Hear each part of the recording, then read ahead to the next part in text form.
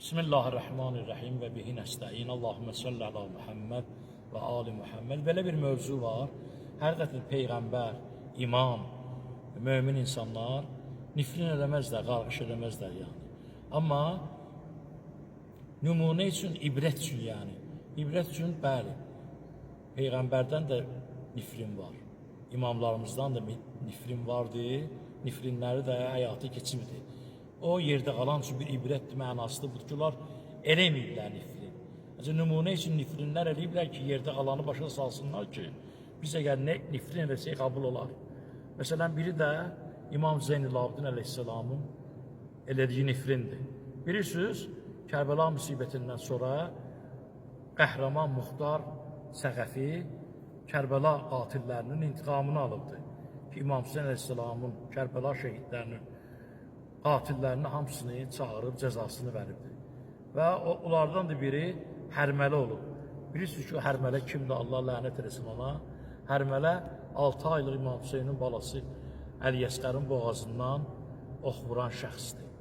Və onu İmam Minhal ibn Ömər adında bir nəfərdən rivayətdir bu ki, deyir, mən Məkkə ziyarətindən gəldim Medinəyə, Muxtar qiyam eləmişdi artıq. Gəldim Medinədə İmam Zeynəlabdini ziyarət edeyim, oradan da gedim Küfəyə. Gəldim imamla görüşdüm. İmam Zeynəlabdin əleyhisselam məndən soruşdu ki, vəziyyət necədir Küfədə? Deyirlər, Muxtar qiyam eləyib. Dedim, bəli. Dedim, məlumatın yoxdur ki, Muxtar görəsən Hərmələni həbs eləyib. Dedim ki, yox, mən Məkkədə olmuşam, ziyarətdə olmuşam, mən məlumatım yoxdur. İndi gedirəm Küfəyə, bəs görüm ki, nə var, nə yox ki, bilmirəm.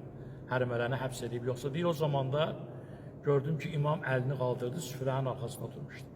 Dedi ki, o Hərmələ ki, mənim o qardaşımın 6 aylıq körpənin boğazından ox vurubdu. İlahi, görüm onu bu dünyada dəmirin acılığını, odun hərarətini ona dadızdırasan. Allah'tan istedi. Dəmirin acılığını, odun hərarətini.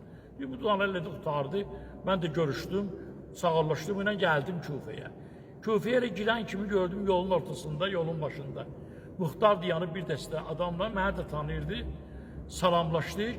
Dedi ki, mənə hardan gəlirsən? Dedim, hal qəziyə. Mən gəlirəm Məkkə ziyarətindən. Dedim, xeyr ola burada dayanmışsınız. Dedi ki, Hərmələni götürürlər, həbsə tutublar. Biz onu gözləyirəm, cəza verəcəm. Mən də dayandım, Hərmələni götürdülər. Hərmələnidən bir neçə sual elədi Muxtar. Dedi ona ki, sən Kərbəlada neynəmsən? Dedi ki, Hərmələ zalimin zalimi idi. Dedi, 3 dənə ox atmışam Kərbəlada. Birinci oxu Əli Əsqərin boğazından vurmuşam. İkinci oxu Həcət Abbasın gözündən vurmuşam. Üçüncü oxu İmam Hüseynin ürəyindən vurmuşam. Bunu deyən kimi Muxtarın ürəyi getdi. Ürəyi getdi, yıxıldı. Bir hana üzünə su səpdi, hanla özünə gəldi. Qalxan kimi əmr verdi ki, od qalıyın. Tonqal qaladılar. Dedi ki, bu Hərmələnin əllərini, ayaqlarını kəsin qılıncla, bədənini də sonra atın oda. Bunu deyəndə mən dedim ki, Subhanallah, Subhanallah, Subhanallah. Muxtar baxdı mənə, dedi ki, xoşun gəlmədi. Ne üçün Subhanallah deyirsən? Dedi, yox. Bəs ona görə demirəm, mən İmam Zeynəlabdin əleyhisselamın yanına gəlirəm. İmam onu nifrin elədi. Dedi, ona dəmirin acılığını, bir də odun hərarətini göstər.